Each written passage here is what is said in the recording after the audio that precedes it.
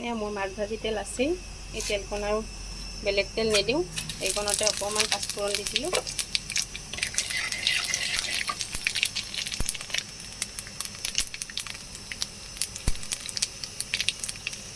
এতিয়া মই দুখিলা তেজপাত দিছোঁ এনেদৰে।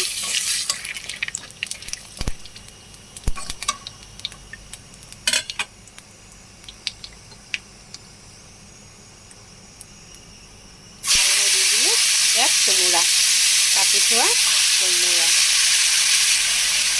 আমাৰ গোৱালপাৰাত কোমোৰা বুলি কয়, ইয়াত কোমোৰা বুলি কয়, অৰ্থাৎ একেটাই। কোমোৰা দি শ'ল মাছ বনাম আজি।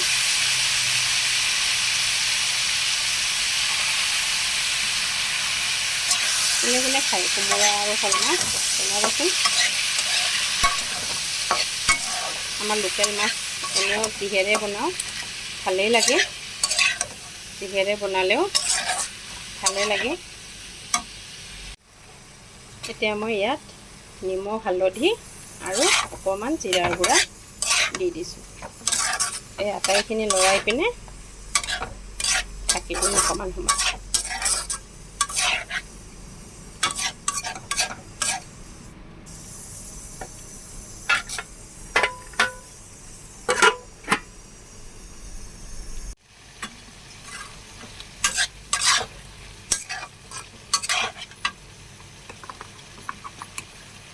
এতিয়া মই ইয়াত দিলোঁ 2 চামুচমান আদা নহৰু পিচি থোৱা।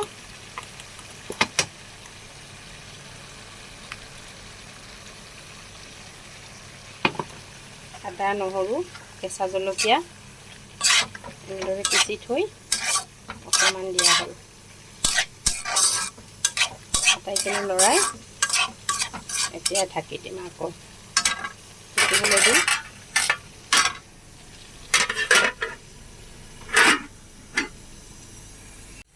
এয়া মোৰ কোমোৰাৰ তৰকাৰী উতলিলে।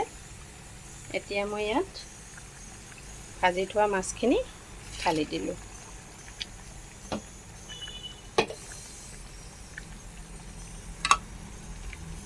এনেদৰে আটাইখিনি মিলাই দিম।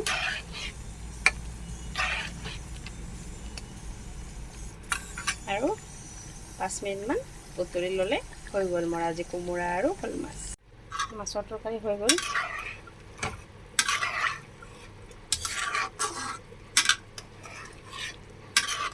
কোনে কোনে এনেকৈ শ'ল মাছ আৰু কোমোৰা খাই ভাল পায় জনাবচোন।